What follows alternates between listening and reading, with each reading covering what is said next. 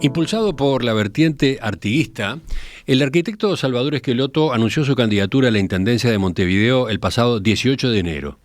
O sea, hace menos de 3 meses. Por su formación profesional y también por su experiencia en gestión en la propia Intendencia de Montevideo, los spots de su comunicación lo definen como el candidato natural para encabezar el gobierno de la capital.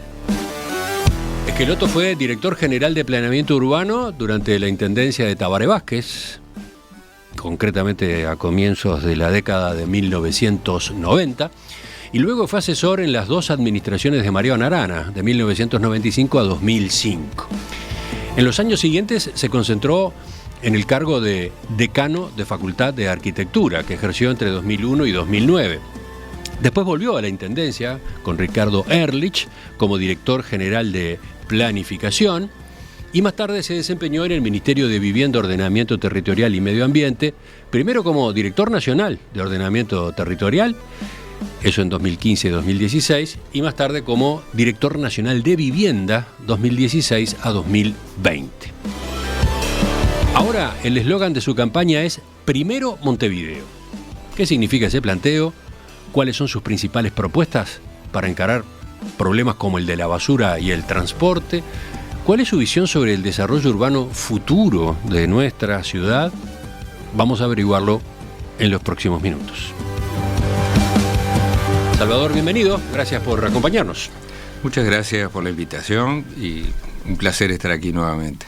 Lo recibimos acá el 22 de enero. La entrevista anterior fue el 22 de enero, pocos días después de que surgiera su nombre como potencial candidato a la intendencia. ¿Cómo cambió su vida en estos 3 meses o menos de 3 meses? Totalmente, ¿no? 3 meses de intensa actividad, de domingo a lunes y de 7 de la mañana a 10 de la noche. Es de una intensidad que no me deja detenerme a pensar algunas cosas. Usted conoce Montevideo por estos antecedentes que yo citaba, tanto su profesión como por los cargos que ejerció en la intendencia. En estas semanas de campaña, ¿descubrió más Montevideo? Realmente sí. Yo estoy casi como viviendo una especie de inmersión, una suerte de intensivo de actualización. Tú decías, yo conozco Montevideo desde distintos puntos de vista, por así llamarlo, porque mis últimos 40 años de vida los dediqué a pensar y a intervenir en Montevideo.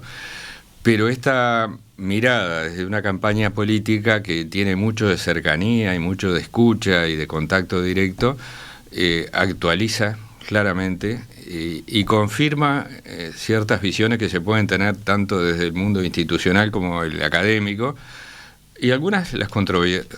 Me parece que está bueno también decir que hay como una percepción de repente de un Montevideo mucho más crítico del que realmente existe en algunos casos, y en otros casos también sorprenden problemas sí, de desigualdad, de precariedad, de mundos que son poco conocidos. Vamos a ir avanzando en eso dentro de unos minutos, pero ahora le consulto por el eslogan de la campaña. Yo lo mencionaba recién. Primero Montevideo. ¿Qué hay detrás de esas 2 palabras? Es un concepto. El mismo día que el Frente Amplio tomó la decisión de impulsar 3 candidaturas, me tocó una breve intervención ante el plenario departamental y la tenía medianamente pensada, pero me salió esa frase con este propósito. Decir que primero están los ciudadanos y las ciudadanas, primero está la gente, primero está Montevideo. Y en segundo lugar, como de alguna manera aprendí en mi vida política, está el proyecto político del Frente Amplio, y mucho, mucho más atrás está lo que puedan ser los proyectos personales, sectoriales o de, digamos, de carácter más particular. Es decir, que, como decía Mariano Arana, quienes asumamos o quienes asumimos responsabilidades públicas tenemos que vernos como servidores públicos y no estar al servicio de causas menores, sino de causas que realmente ameriten ese bien común. ¿Eso es una indirecta? Por ejemplo, ha pasado ya con candidatos del Frente Amplio a la Intendencia de Montevideo que se entendía, estaban tomando el eventual acceso a ese cargo como una plataforma, como un paso intermedio para después, en fin, candidatura presidencial o lo que sea. Hoy mismo eso se comenta a propósito de Mario Vergara. Entonces, ¿usted está aludiendo a eso, a que hay una diferencia en ese sentido? A ver, yo no estoy aludiendo a personas, sí es una referencia directa al propio Frente Amplio. Yo creo que es un modesto, porque tampoco quiero arrogarme ningún tipo de monopolio, ni de la ética, ni de la visión política, pero sí es un llamado al propio Frente Amplio a ser fiel a sus principios más caros, ¿no? Es decir, me parece que es algo esencial el pensamiento de la izquierda, la idea de transformar el mundo. Hace poco una compañera, que no recuerdo su nombre, pero en una actividad al aire libre, antes de que yo me tocara hacer uso de la palabra, se acercó y me dijo: te voy a regalar una frase. Tú tenés que decir que nosotros militamos por ideas y no por cargos. Me pareció una preciosa frase y le dije: acá estamos todos los que estábamos ahí, que éramos 40, 50 personas, militando por ideas. El día que esto lo olvidemos, estamos perdidos. Y creo que entonces es una alusión directa hacia la propia comunidad de militantes, adherentes, simpatizantes del Frente Amplio, para recordarnos qué es lo que está primero. Montevideo está primero. Y no es una causa de un partido ni un sector, es una causa ciudadana. Yo por lo menos así lo siento y así lo voy a explicitar. Eso está conectado con otra frase, una frase que encabeza una carta que usted firma y se publica en la página web. Dice: estoy convencido que Montevideo está maduro para comenzar un nuevo ciclo de cambios, y luego agrega: solo el Frente Amplio es capaz de hacerlo. O sea, eso de primero Montevideo también tiene que ver con que el propio Frente Amplio tiene que sacudirse. Sí, tal cual. Y prestar más atención a Montevideo, no burocratizarse, ¿algo de eso? Tiene mucho que ver con eso y con otra cosa que te voy a decir ahora, pero me parece excelente eso de sacudir, porque ¿qué pasa? Desde que ganamos la elección de 2004 y se inició el primer ciclo progresista, yo tengo la percepción que no solo en Montevideo, sino en otros gobiernos departamentales, el Frente Amplio como tal dejó de prestarle atención a la política departamental, municipal, local, que había sido como su gran innovación, ¿no? Porque la llegada de Tabaré Vázquez en Montevideo, con esa gran energía de la descentralización y la participación, construyó una mayoría nueva en el país. Ajá. Finalmente. Pero luego, al obtener el gobierno nacional, se priorizó la política nacional, desde los dirigentes, los partidos, los sectores, incluso de la cabeza de las personas, comunes y corrientes. Y creo que otros partidos, por ejemplo el Partido Nacional, tuvo ciertas, yo creo que audacias y hallazgos. Ajá. De cultivar la política departamental y local y generar también una base importante de ese lugar. Es interesante esa observación. Con el acceso al gobierno nacional, el Frente Amplio descuidó la tarea en los gobiernos departamentales y en particular en la capital. Jerarquizó en muchos sentidos, sí. Ajá. ¿Y por qué solo el Frente Amplio puede comenzar ese nuevo ciclo de cambio? Esta sí es una buena controvertida como afirmación, es ¿no? Controvertida, pero también tengo por lo menos una convicción en ese sentido. Yo creo que el primer ciclo de cambios, que llega a 35 años, de alguna manera hay que cerrarlo. Hay que cerrarlo con éxito, pero hay que cerrarlo. Realmente significó mucho para Montevideo y para el país, pero está dando señales de agotamiento, ¿no? No podemos seguir con la misma inercia de venimos más o menos bien y seguiremos más o menos bien. Si tenemos ese pensamiento, estamos condenando a la derrota, primero la derrota moral hoy, porque decir, el conformismo es lo peor para la política, y segundo para la derrota electoral dentro de 5 años. Ajá. Entonces, eso de que venimos más o menos bien y tenemos que corregir un poco y seguir, para mí ya no va. Creo que hay que iniciar un nuevo ciclo de cambios desde una lectura actual. ¿De qué está otra pasando? lectura posible es que venga la oposición. Bueno, ¿por qué no la oposición? Ese es el planteo que Bien, se está yo creo haciendo que en desde este la coalición republicana. Este es el momento para que haya un cambio después de 35 años. Está bien, y es legítimo que lo planteen, y me parece que es el rol de la oposición. Yo, en la medida que puedo, quiero valorar a la oposición, porque me parece que en cualquier sistema democrático tiene un papel relevante en la crítica, en el control, en el señalamiento de los errores, en el planteo de alternativas. Sin embargo, creo que en estos años realmente no he podido advertir que haya un proyecto alternativo, ¿no? Ni ahora tampoco. Es decir, la oposición construyó inicios de proyectos y los discontinuó. Cuando estuvo Bordaberry, cuando amagó a ubicar a Gandini y después le bajaron el pulgar, cuando sostuvieron a Novik, que era como una novedad, y con Laura Raffo también, y luego se derivó hacia otros escenarios, y ahora con Lema. Y son como pulsos, es decir, alentados por las perspectivas de una elección muy próxima. Pero no veo, me puedo equivocar, un proyecto consistente, alternativo al del Frente Amplio. Entonces, por eso digo, el Frente Amplio con problemas, pero con una base importante en Montevideo y con, yo diría, reservas importantes desde el punto de vista político, técnico, de gestión, y una oposición que no ha articulado una respuesta, ¿no? Que está oscilando entre la crítica, algunas propuestas puntuales.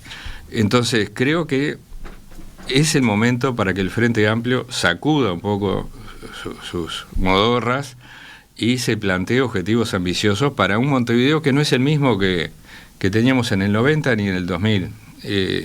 Es una ciudad y un departamento que han cambiado mucho en un país que es otro, en un mundo, hablábamos, que está convulsionado, que tiene grandes incertidumbres, y bueno, hay que plantearse respuestas para este contexto. Enseguida quiero preguntarle sobre algunas de sus respuestas, de las respuestas que está proponiendo. Enseguida vamos a ir a eso, pero ahora quizás le hago dos preguntas más conceptuales, digamos. Cuando el plenario departamental de Montevideo del Frente Amplio lo proclamó a usted como uno de los 3 candidatos a la intendencia, realizó ese discurso breve al que aludía recién, y en esas palabras asumió 2 compromisos. Uno con la ética y otro con la estética. Parecía un juego de palabras, pero no lo era. Me gustaría que fuéramos por partes. A ver, brevemente, ¿a qué alude con el compromiso con la ética? Bueno, el compromiso con la ética, algo adelanté en la respuesta anterior, esa mirada de quien asume una responsabilidad de gobierno como servidor público, sí, ¿no? Que no está al servicio de un proyecto particular, sino un compromiso de estar encima de la gestión por su obligación con el bienestar y con el bien común. Y eso me parece que tiene que ser mucho más que no cometer delitos, no cometer irregularidades, no cambiar votos por favores, no cambiar votos por algún beneficio económico o cargos. Por supuesto que eso va de suyo, es decir, ahí me parece que hay una línea divisoria. Pero a partir de esa línea divisoria, la ética es una ética de trabajo, de compromiso, de estar encima de la gestión, de llevar a los cargos a los mejores, de tener un equipo de gobierno comprometido con una propuesta, que no baje los brazos. Bueno, eso para mí es inherente a lo mejor que el Frente Amplio le dio al país y que quizás en alguna medida hoy esté difuminado. Y lo otro, el compromiso con la estética. Ese puede sorprender un poco más, ¿no? Puede sorprender porque es un tema que hemos dejado de hablar, pero a mí me es central porque está vinculado también al compromiso con la ética. Es decir, en una ciudad y en una sociedad y en un departamento tan desiguales socialmente, culturalmente, pero también territorialmente, tenemos sitios geográficamente ubicados muy calificados, muy bellos, muy hermosos, muy como, digamos, dotados de valores visuales, ambientales, paisajísticos, y otros privados totalmente de ellos. Y creo que lo mejor que puede hacer y que ha hecho el Frente Amplio es llevar esos valores de una manera distribuida en el territorio, ¿no? Es decir, cuando se construyó la Plaza de Casaballe en la época de Ana Olivera, es una señal en esa dirección, ¿no? Mariano hablaba mucho de eso también, cuando también él tenía una obsesión por la zona del Cerro y por la zona oeste, entonces llevó la Rambla del Cerro, la Rambla de Pajas Blancas, la de el pueblo Santiago Vázquez sobre el litoral costero del río Santa Lucía, es decir, esas calificaciones urbanísticas tenemos que llevarlas a todas las comunidades, ¿no? A todos los barrios, con la misma calidad, no solo visual, sino el estímulo de un espacio público que nos sea, digamos, valioso a todas las personas, ¿no? A los adultos, a los niños, a los jóvenes. Usted dijo algo así no como solo que para mirarlo, sino para usarlo. La belleza no es algo elitista o algo claro, así, ¿no? Sí, que no es un concepto elitista, ¿no? Porque también la estética puede decir, bueno, este tipo, por decir de una manera un poco grosera, es un arquitecto profesional de clase media, entonces, bueno, se preocupa por estas cosas. No, estas cosas son esenciales a cualquier ciudadano. Ahora que estoy recorriendo Montevideo y que me encuentro en parte con correligionarios, porque hay actividades políticas, reuniones, pero también tenemos encuentros con grupos vecinales en todos los barrios y con colectivos que se mueven por un tema, por una plaza, por una cañada. Y una de las preocupaciones que está presente en todos lados es el tema del cuidado del patrimonio, ¿no? Entonces, eso no reconoce clases sociales, ¿no?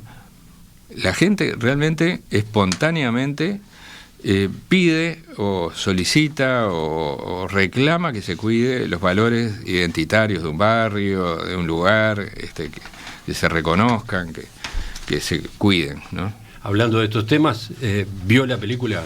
¿Vio Montevideo Inolvidable? Vi Montevideo Inolvidable y yo iba con un cierto prejuicio. Montevideo Inolvidable es el documental. El documental de Guerra. Sí, tengo previsto. El candidato virtual a la Intendencia de Montevideo, que cada 5 años se presenta, esta vez con esa película, con este documental, que pone justamente el acento en el patrimonio, ¿no? El patrimonio arquitectónico, el descuido que en buena medida sufre ese valor que tiene la ciudad. Sí. Y me gustó mucho, yo te decía que iba con cierto prejuicio porque, claro, quienes tenemos responsabilidades y muchas veces hemos tenido que decidir entre una conservación o una sustitución, nos sentimos tensionados. En cambio, un activista, una persona, se puede jugar por el todo o nada, es decir, yo quiero cuidar todo, yo quiero conservar todo. Entonces me preocupaba. Guerra no dice eso, ¿no? No dice que todas las casas o edificios antiguos deban preservarse. Por eso digo que me gustó mucho. Y tampoco dice que no puedan construirse edificios contemporáneos, ¿no? Exacto. Entonces creo que yo iba con cierto temor a ver qué iba a mostrarse, y se muestran cosas muy fuertes, ¿no? Que realmente conmueven, como en las escenas de las demoliciones, pero creo que plantea una mirada muy sensata, muy apropiada, o sea que realmente, además de ser una obra muy bien realizada desde el punto de vista audiovisual, ¿no? Cinematográfico. Ya que nos pusimos en estos temas ahora, le hago una última pregunta. Vio que en la película Guerra, por ejemplo, no rechaza la ley de vivienda promovida, que obviamente ha fomentado la construcción de cantidad de edificios y que ha cambiado unas cuantas zonas de Montevideo. Pero se pregunta por qué no existen incentivos fiscales o de otro tipo destinados a fomentar el reciclaje respetuoso de casas o edificios de alto valor patrimonial. La Intendencia, y ya que estamos, usted como eventual intendente, ¿qué podría hacer en esta materia?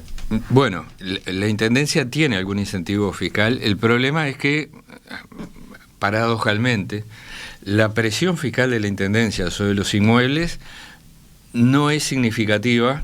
Entonces, incluso los incentivos desde el punto de vista de exoneraciones que existen, y existen para un número alto de inmuebles, no son suficientes como para tener como un respaldo, un incentivo real a la conservación. Entonces creo que hay que diseñar otros instrumentos. Por ejemplo. Claramente, por ejemplo, hubo una experiencia que creo que podrá replicarse, que fueron las oficinas de rehabilitación barriales, una experiencia tomada de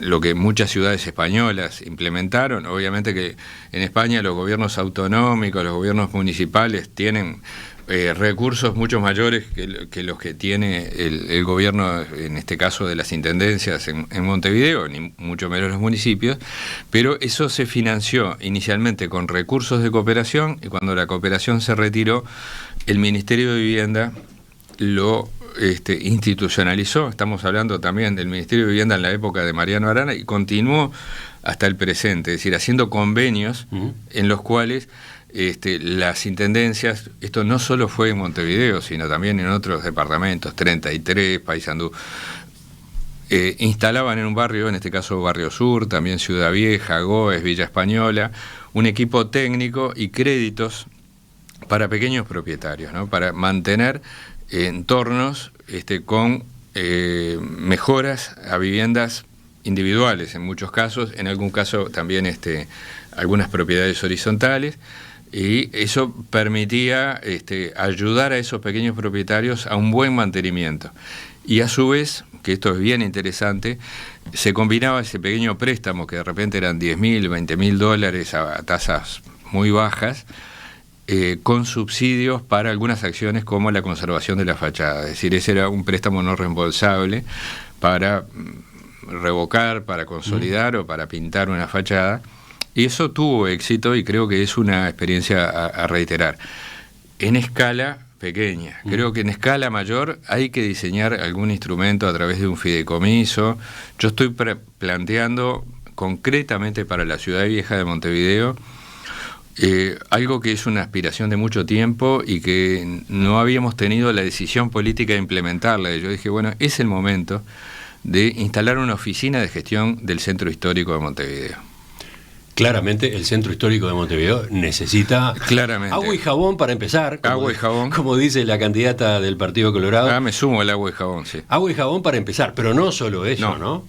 Acá hace falta relanzar el Centro Histórico de la capital. Exactamente. Y ahí, entre colegas y entre integrantes de equipos de gobierno de Montevideo, esta conversación tiene por lo menos 20 años. Pero tiene también un riesgo, porque la creación de esta oficina que estoy planteando implica que el intendente delegue en un equipo o en una persona competencias, facultades y recursos. Y bueno, quizás sea el momento de hacerlo. En América Latina hay una experiencia muy interesante. Tenemos una experiencia similar, claro, en centros históricos que son patrimonio mundial, ¿no? En el Centro Histórico de Quito, que tiene su oficina de gestión, en el Centro Histórico de México DF, donde yo he podido trabajé como consultor en un proyecto en el año fines de los 90. Existe una institución que se llama Fideicomiso del Centro Histórico, que es delegada del gobernador de México, y otra experiencia en un sistema totalmente diferente, que es en Cuba, en La Habana. Existe, y falleció hace algunos años, una figura señera que era el doctor Eusebio Leal. Existe la oficina del historiador de La Habana, que también tenía facultades delegadas y recursos para intervenir en ese casco histórico, ¿no? Entonces, no digo que ninguno de esos tres modelos sea el de Montevideo, pero algo de eso tenemos que implementar. Enseguida retomamos la entrevista con el arquitecto Salvador Esqueloto, uno de los 3 candidatos a la Intendencia de Montevideo por el Frente Amplio. El candidato natural a la Intendencia, así se presenta a Salvador Esqueloto en la página web de su campaña, bajo el eslogan Montevideo Primero. Con el arquitecto Esqueloto, uno de los candidatos del Frente Amplio al gobierno departamental de la capital, estamos conversando esta mañana. Vayamos ahora, Salvador Esqueloto, a sus propuestas propiamente dichas. Usted presenta 5 compromisos y 5 prioridades. Ya voy a preguntarle enseguida por limpieza y por movilidad, pero empiezo por el final, el compromiso 5, que tiene algo que ver con lo que hablábamos recién, algo. Compromiso con el desarrollo urbano y territorial sostenible. Ahí, además de la elaboración de un nuevo plan de ordenamiento territorial, la prioridad que usted pone es desarrollar 6 proyectos urbanos capaces de activar espacios abandonados de Montevideo. Nos llevaría toda la mañana hablar de esto, pero ¿puede explicar brevemente esta línea de trabajo? Me encanta que empecemos por ahí, porque si empezamos por el 1, no llegamos. Vamos a ir al 1. Bien. Pero el tema es que siempre se habla de limpieza y tránsito y me dejan al final algunos temas que me enganchan, como dicen los chiquilines. Claramente, un nuevo plan de ordenamiento territorial, yo lo planteé en un artículo del año 2023, cuando estábamos por empezar los 300 años de Montevideo, del proceso fundacional, y dije, acá hay que matar al padre. Es decir, el plan del año 98 era un plan del siglo XX y de los años 90, y buenos frutos rindió, pero ya no resiste más parches, enmiendas, arreglos. Por esto que hablábamos hace unos minutos, la ciudad sigue cambiando, el departamento sigue cambiando, el mundo cambia. Tenemos en primer lugar que bajar un poco la lupa y mirar qué está pasando en Montevideo, quiénes vivimos en Montevideo, dónde estamos, qué hacemos. Información hay la que se pida. Ajá. Ahora además que tenemos el censo, más allá de sus problemas, pero la Intendencia tiene un volumen de datos increíble. El mundo académico tiene capacidades de procesar información y generar escenarios que no teníamos hace 20 años, hace 30. Tenemos recursos de predictividad, de inteligencia artificial, para simular. Podemos volar con la cabeza y decir, reconocer qué está pasando en Montevideo, cuáles son las tendencias, qué cosas podemos hacer y planificar de vuelta. Volver al pensamiento estratégico. En síntesis, ¿sí? Son 6 zonas, ¿no? Sí. Reactivación del Parque Valle, Estadio Centenario, Distrito Universitario y Médico, ese es el 1.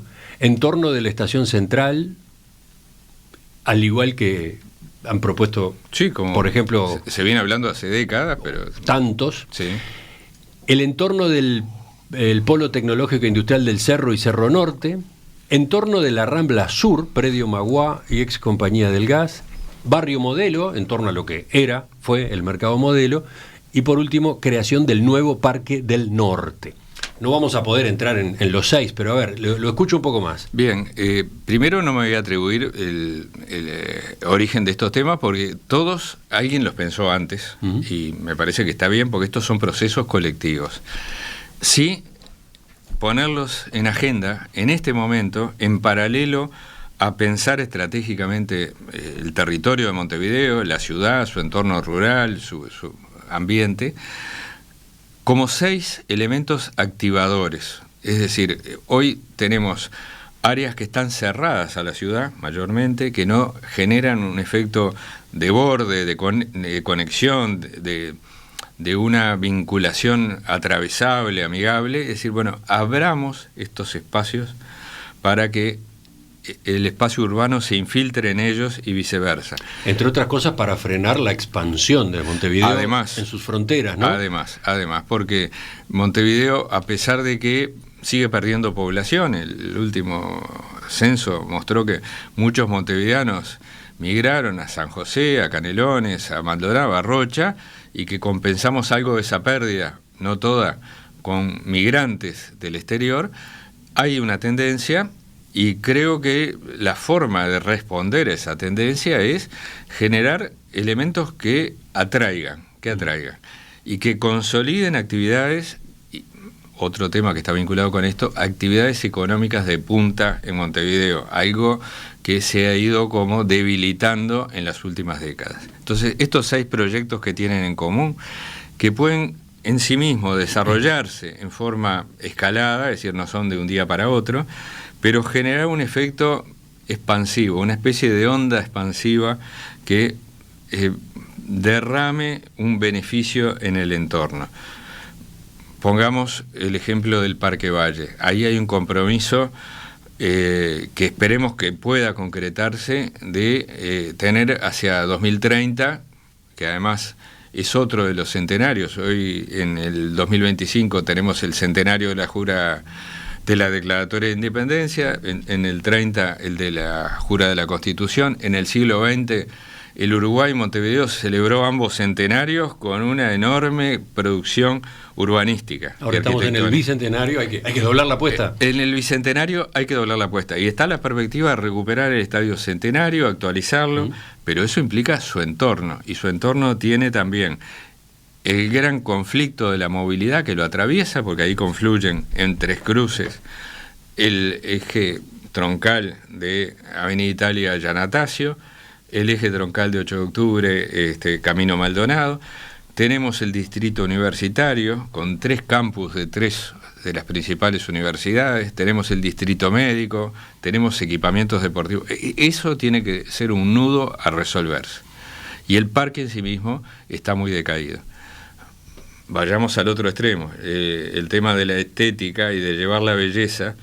En el norte de Montevideo, en el borde urbano rural, hay 2 grandes predios que son propiedad del Estado también.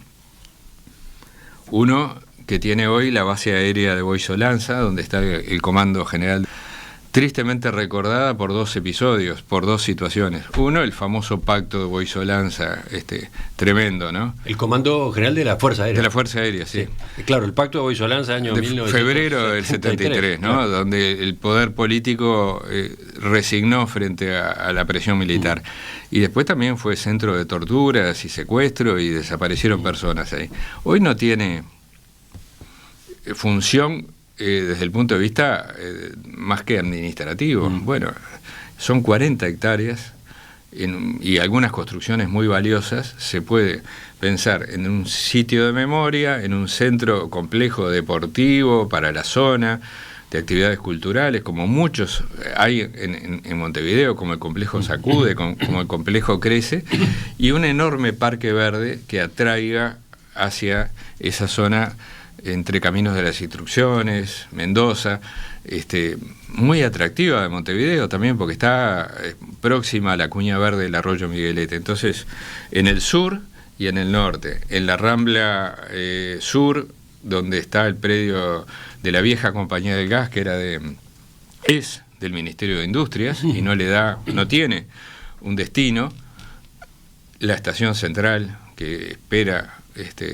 ser retomada para el uso público, y que podrán llegar los trenes de pasajeros, porque está reservada la servidumbre de vía. Ahí hay una cosa más compleja todavía, que es el litigio entre el Estado y un privado, que ¿no? Está terminando, porque lo que queda del litigio es un reclamo económico donde el Estado ha estado ganando sistemáticamente todas las instancias, o sea que queda por laudar la última etapa.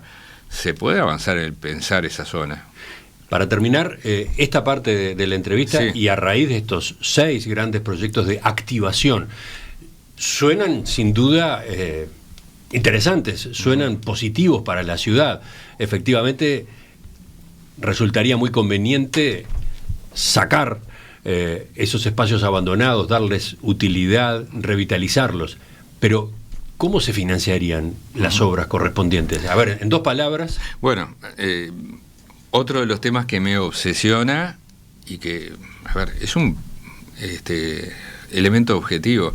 Montevideo ha tenido desinversión, o no ha tenido la inversión en infraestructura, en equipamiento, acorde a su condición de capital, y esto por múltiples factores. El último periodo donde hubo una inversión importante fue el gobierno de Daniel Martínez, contaba con los recursos, no solamente los préstamos del BID, el Fondo Capital fue un instrumento muy importante, y también estaba el Fondo de Inversión Metropolitana, que era una compensación del gobierno nacional a Canelones y a Montevideo por ciertas condiciones diferenciales con otros gobiernos departamentales.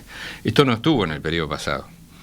Un préstamo recortado, que originalmente era para saneamiento ambiental, que quedó para algunos proyectos de saneamiento. Entonces, hay que reperfilar la actual deuda que tiene la Intendencia con créditos a largo plazo, pensar nuevos financiamientos pensar también nuevos aportes. Esto lo ha dicho incluso el actual ministro O'Donnell antes de ser ni siquiera anunciado como ministro. Montevideo necesita un shock de inversión, entonces será pública, nacional, departamental y será también privada. Y para esto estoy proponiendo una agencia de la promoción de la inversión en Montevideo, que es algo que nos está haciendo falta, porque hoy cualquier privado, ya sea inversión extranjera directa o nacional, no encuentra interlocución como sí lo encuentra, por ejemplo, en Canelones o cuando Uruguay 21, una agencia de promoción del Uruguay, sale al mundo a Es interesante eso, ¿no? Yamandu Orsi, el actual presidente en Canelones, fue muy activo. Fue muy activo y exitoso. Proactivo en esta materia y con resultados que acumuló por cantidades, ¿no? Si uno mira lo que es la Ruta 101, ahí encuentra el Uruguay dinámico, ¿no? Dinámico en actividades como, por ejemplo, en la industria del medicamento o las biotecnologías o el centro de Google o más adelante el centro logístico del correo o más allá todavía el data center de Antel y después el parque tecnológico industrial de Pando. Es decir, ahí hay una transformación y una sinergia público-privada muy importante. Montevideo quedó atrás en eso. Enseguida, en la tercera parte de la entrevista con el arquitecto Salvador Esqueloto, vamos a concentrarnos ahora sí en temas de esos que son cruciales, que están en los primeros planos del debate en esta campaña electoral acá en la capital. Por ejemplo, la basura / la limpieza, por ejemplo, la movilidad, el transporte colectivo en clave metropolitana, además. Ya que hablaba de la necesidad de reactivar zonas que hoy están abandonadas o que tienen un potencial que no se está aprovechando. Mire esta pregunta, para una respuesta breve, ¿no? Héctor quiere saber si usted llevaría las carreras de calle que habitualmente se hacen en la Rambla al norte de Avenida Italia y al oeste de la ciudad. ¿Se animaría a ese cambio conceptual? Definitivamente sí, claramente. De hecho, hay algunas acciones locales que tienen el riesgo de ser justamente muy de enclave, ¿no? Es decir, de confirmar una situación de gueto, de cierto encierro, pero lo que vincule barrios, por supuesto, hay experiencias fantásticas. La San Felipe y Santiago, por ejemplo, ¿cabe la posibilidad de correrla fuera de la Rambla? Y bueno, no soy experto en eso. Hay gente que se dedica a organizar ese tipo de actividades, pero la Intendencia es un socio central. Tengo un colega que fue alumno y docente de mi cátedra, que es uno de los que organiza, así que lo voy a consultar. Pero claramente me parece que es una muy buena idea. De hecho, hay actividades potentes fuera del entorno costero. Baste citar solamente la Fiesta del Río en Pueblo Santiago Vázquez, ¿no? Que se hace todos los meses de marzo. Ahora sí, pasamos a la primera parte de su propuesta programática. El primer compromiso es compromiso con la limpieza. Y allí aparece como prioridad un anuncio muy audaz, muy tajante: Montevideo limpio en 6 meses y mantenimiento continuo. Y agrega, inmediato. Por supuesto, la pregunta es cómo, ¿no? Bueno, esto tiene un propósito, está explicado a continuación en el documento, que es manejarse en 2 tiempos. La solución de fondo para Montevideo, y en esto creo que no hay matices significativos entre las candidaturas, y cuando digo entre las candidaturas incluyo a la coalición republicana, es migrar del actual sistema de recolección a un nuevo sistema integral de gestión de los residuos sólidos urbanos desde el origen hasta la disposición final. Es interesante eso, ¿no? Creo... Hay consenso de que el sistema actual está agotado. Exactamente. Lo raro es que la propia Intendencia no haya llegado a esa conclusión antes, ¿no? Yo creo que la Intendencia llegó a esa conclusión y tomó algunas medidas. Quizás haya un problema de tiempos, de aceleración, pero digo, si querés hablamos de esto. No, vamos a tratar de mirar para adelante. Pero digo, la solución de fondo es esa, se podrá ajustar. Yo planteo, por ejemplo, 6 zonas diferenciadas de recolección, 5 más situaciones puntuales. Hay otros que plantean 4, hay quien habla en 2 años. Yo pienso que se puede implementar porque esto implica adquisición de equipamiento, etcétera, y un trabajo de proximidad muy fuerte, hacerlo en el periodo de gobierno, y si lo logramos es un éxito brutal, pero al mismo tiempo hay que dar señales. Y usted dice que se puede dar una señal así en Exacto. 6 meses. Hay que dar hay que dar una señal potente y una tiene señal que ser concreta y una señal de liderazgo también, porque creo que también la gente puede modificar en algo ciertos comportamientos o ciertas conductas que no están acordes a lo que es mantener una ciudad limpia, si desde el gobierno se logra transmitir esa, digamos, actitud distinta, ¿no?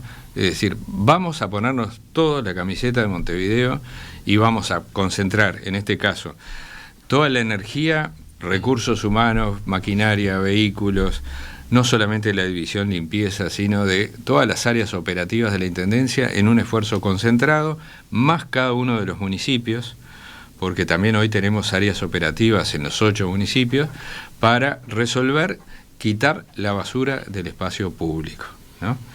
Obviamente esto es un desafío, porque a pesar de que parece ambicioso, lo más sencillo es esta tarea, lo más difícil es mantenerlo, ¿no? Entonces, ¿cómo gestionamos una situación que permita, la ciudad se limpia todos los días, pero al día siguiente se ensucia, ¿no? Entonces, ¿cómo logramos una alineación de los diferentes actores que permita, en parte con convicción y en parte con supervisión y sanciones, que no regrese justamente esa situación de desidia, de pérdida de calidad ambiental que implica la permanencia de la basura en entornos urbanos, en entornos periurbanos, al borde de ríos y cañadas? Obviamente que esto tiene que ver con situaciones estructurales, ¿no? La clasificación informal de residuos todavía existe, bueno, y ni que hablar lo que vemos en el área más consolidada de la ciudad, el paisaje de todos los días, que es asociado con este sistema de contenedores que ya está obsoleto, el esparcimiento de la basura en el entorno de los contenedores, muchas veces cuando están vacíos. Eso me permite que salte al compromiso 3 de su propuesta programática. Compromiso con la gente se llama. Tiene varios puntos, pero uno de ellos figura como la tercera prioridad. Proyecto Rutas de Salida, y se refiere a personas en situación de calle. Usted lo mencionó recién, es un problema cada vez más visible en Montevideo, que se ha vuelto preocupación para la ciudadanía y de algún modo también para los gobernantes, aunque a nivel del gobierno con una lentitud un poco inquietante. ¿Cómo lo encararía si fuera intendente? ¿Cómo lo encararía desde su responsabilidad, desde la de el gobierno departamental? Bien, ese Montevideo con la gente implica un abanico enorme de políticas sociales que son las que están desplegándose en el territorio, que algunas habrá que incentivar, pero pusimos un compromiso especial en el tema de la población en calle, que son varios miles de personas, que tiene como una doble afectación, ¿no? La privación total de derechos de esas personas, que es tremenda, pero a su vez esa privación de derechos genera un efecto en el conjunto de la población que en muchos casos ve impedido o dificultado el uso adecuado de los espacios públicos, de las plazas, de las calles, de los portales, de las entradas a los comercios, y que muchas veces la manera más extraña de enfrentarlo es ignorarlo, ¿no? Es decir, restarle visibilidad, integrarlo como una especie de cuadro visual, o ignorarlo. Entonces, esto está generando enormes efectos en la ciudad. Y el gobierno de Montevideo no puede estar ajeno a implementar con otros socios, políticas para revertirlo. Y que son... ahí usted hace autocrítica como Frente Amplista, le quiero decir. Sí. Porque está claro que la solución no le corresponde solo a la Intendencia. Está clarísimo. Pero parece evidente que la Intendencia ha tenido en este asunto una actitud demasiado pasiva, por no decir condescendiente. Puede ser, yo hace muchos años que no estoy en la gestión en Montevideo, desde el 2010, o sea que hay cosas que no puedo dar cuenta de cuáles han sido y por qué las decisiones. Pero tomo unas declaraciones que usted mismo hizo. Sí. Si tenés campamentos en los parques, en las plazas, en el centro, uno puede fingir demencia durante un tiempo, hacer como que eso no existe, pero afecta a las personas que tienen comercio, aquellas que se sienten inseguras. ¿De algún modo se ha fingido demencia? Y mira, yo te pongo el ejemplo contrario y me parece sumamente positivo. Hace pocos días, muy pocos días, la actual intendenta de Canelones, Gabriela Garrido, lideró una operación, digamos, interinstitucional en la ciudad de Las Piedras, que obviamente no tiene el tamaño de Montevideo ni las dificultades que tiene enfrentar estas situaciones en Montevideo, pero que venía siendo muy afectada, sobre todo en la zona donde se hicieron las obras del ferrocarril central, donde había campamentos, situaciones conflictivas, bueno, y se están logrando resultados. Y creo que debe tomarse una actitud análoga, es decir, obviamente que el gobierno nacional tiene lo principal en cuanto a misión, a responsabilidad, pero nosotros tenemos que ser el socio en el territorio. Por ejemplo, ¿con qué tipo de instrumentos? Con distintos instrumentos, poniendo, por ejemplo, la infraestructura locativa que tiene la Intendencia, por ejemplo, generando centros de mediana estadía, centros de derivación en los municipios, y generando equipamientos, como por ejemplo baños, cosas tan elementales como que alguien pueda tener un lugar para ducharse, para vestirse, para lavar ropa. Hace poco un amigo me manda un link a una página de una organización católica en Francia, porque estos son temas que existen en todo el mundo, en el mundo desarrollado también. No es un tema ni de Montevideo, es de todo el Uruguay, y existe en el mundo desarrollado, que tiene unos móviles tipo casa rodante que recorren puntos de la ciudad y que brindan ese servicio. Claro, pero eso lo entiendo, creo que sería conveniente, pero en definitiva sería un parche. Sería un parche, no pero tendrían que existir personas en situación de calle. Exactamente, a lo que vamos es a la ruta de salida. Y esa ruta de salida es diferente de acuerdo a cada persona, porque hay quien llega a la calle por un problema de salud mental, por un problema de conflicto familiar, por violencia intrafamiliar. Mayormente son varones, jóvenes, pobres, hay quienes salieron de la reclusión, muchos son adictos. Entonces, bueno, habrá que tener un centro de respuesta y derivación, que será caso a caso. Estas cosas no van a cambiar en el corto plazo, pero sí tiene que haber una política consistente, absolutamente coordinada, que involucre también los recursos y la energía de la sociedad. Nosotros tuvimos un encuentro, cuando digo nosotros es porque sé que se ha reunido no solo mi equipo, sino los equipos de las diferentes candidaturas con la Iglesia Católica, por ejemplo, que tiene un despliegue territorial en Montevideo que no se conoce. Ellos nos transmitieron, yo lo conozco por experiencia propia, pero más de 93 instituciones que hacen trabajo social en el territorio. Y muchas de estas trabajan con esta población. Entonces, bueno, sumemos recursos, sumemos esfuerzos. Para terminar, el compromiso 2 se refiere a movilidad sostenible. Y acá dos preguntas. Usted apunta a un nuevo sistema metropolitano de gestión del transporte público que incorpore todas las modalidades, ómnibus, taxi, aplicaciones de transporte, bicicletas, trenes, pero aclara que más que modificar una infraestructura, se propone innovar en la operación del sistema. Sí. ¿Cómo es esto?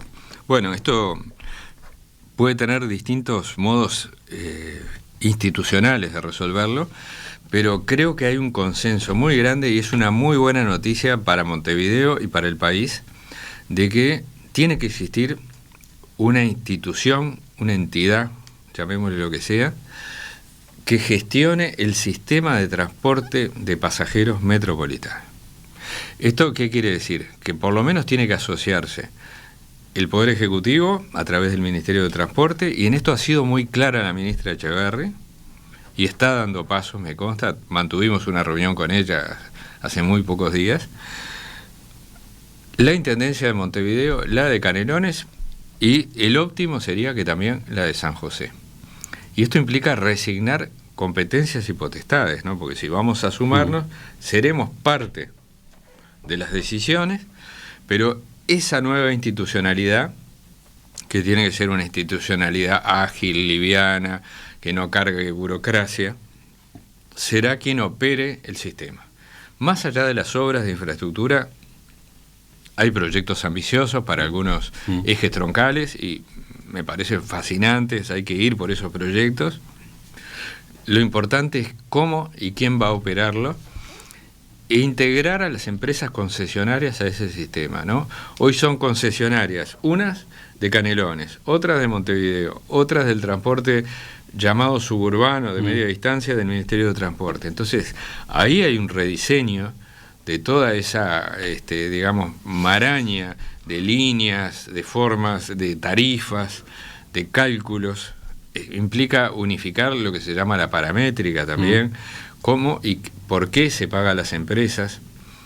La aspiración que fue el sistema de transporte metropolitano STM, que generó cambios muy positivos, porque de alguna manera ahí hay un clearing, ¿no? Con la tarjeta, con la aparición del plástico y la desaparición del efectivo, lo que hace es que hay un sistema de información que carga toda la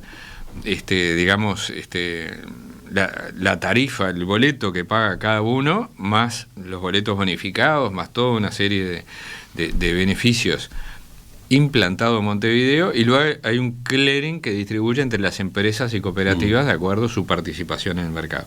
Bueno, esto se puede expandir, claramente, y también incorporar cuando esté el tren de pasajeros, claramente, y también incorporar el taxi. Para terminar, bueno, anoto al pasar, usted da como válida la posibilidad del tren entre el Pinar y el centro de Montevideo. No sé si tren. Sí tiene que haber una vía de transporte rápido, podrá ser un tranvía, que es una de las iniciativas.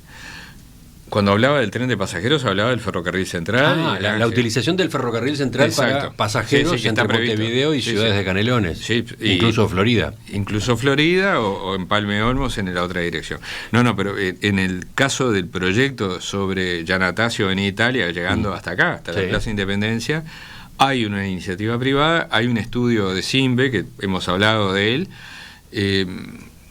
Yo creo que hay que hacer como una valoración de cuál de las alternativas. Hay una tercera también que está ingresando al Ministerio de Transporte, pero lo que no hay duda es que es uno de los dos corredores prioritarios, que cualquiera de las opciones implica obras, que también hay un esquema de financiamiento que se está pensando para ella, y que va a tener que tener una vía prioritaria para el transporte público que reduzca tiempos, que mejore el confort y que incentive el incremento de pasajeros en el transporte público, dejando el auto en la casa.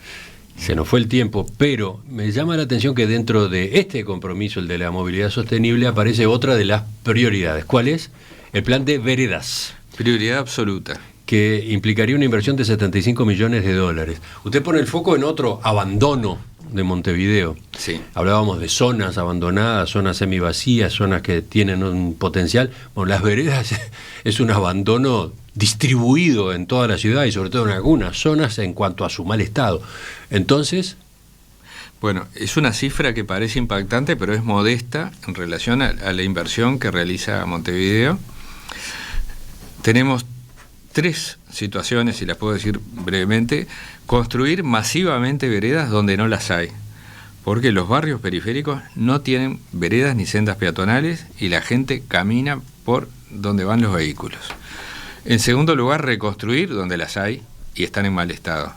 Y en tercer lugar, hacer proyectos particulares en entornos donde confluyen miles y miles de personas cotidianamente y hay conflicto con los vehículos, con el transporte colectivo. Estoy hablando de las escuelas, los centros educativos en general, los hospitales y centros de salud, los grandes centros comerciales populares, digamos, históricos, los de Colón, los del Cerro, los de Paso de la Arena, es decir, proyectos particulares donde se ensanche la vereda, se mejore las condiciones de la vereda, los cruces peatonales, las señales de tránsito, es decir, la ciudad de los peatones, de la gente que camina, de los que caminamos. Ajá.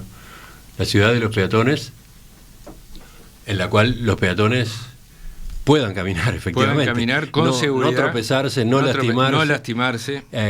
Hoy ahí tenemos una carencia seria, ¿no? Tenemos una carencia y es cultural también. Entonces, pero al mismo tiempo tenemos los autos estacionados en la vereda, no dejando pasar el cochecito de bebé o el carro de la feria. Pero de vuelta, la pregunta es cómo se financia algo así, porque la normativa actual prevé que quien tiene que hacerse cargo de la obra de la vereda, que tiene que pagarla y ejecutarla, es el frentista, es el propietario de la casa, del edificio que está frente a ese tramo de vereda. Yo creo que eso en realidad es secundario. Yo creo que primero tiene que invertir la Intendencia en esa construcción masiva, claramente en estos proyectos. Sí. Hay alguna experiencia, se hizo en el Centro Comercial de la Unión. Ahí hubo, por ejemplo, con los comerciantes un 50 y 50, me parece razonable. Y bueno, y yo creo que las grandes superficies, los grandes comercios, obviamente tienen que construir sus veredas. Si hay que algún vecino facilitarle, me parece también. Se ha facilitado en varias ocasiones. Se han lanzado planes de veredas para esta zona, para la otra, y después quedaban, en el mejor de los casos, con resultados muy magros. Si no, con fracasos directamente. Tal cual. Y creo que hay que cambiar la normativa, esta tan antigua que tú mencionás, hacer una nueva, llevarlo a la Junta Departamental con acuerdo de todos los partidos y por supuesto también cambiar las condiciones constructivas, es decir, también ahí hay que actualizarse y plantear algo más actual. Arquitecto Salvador Esqueloto, uno de los 3 candidatos del Frente Amplio en Intendencia de Montevideo, gracias por acompañarnos esta mañana. Bueno, muchas gracias a ti. Nos despedimos de nuestros amigos oyentes de Océano FM 93.9. Allí se instala Somos Música. Nosotros acá continuamos en Radio Mundo. Vamos en busca de la tertulia en perspectiva.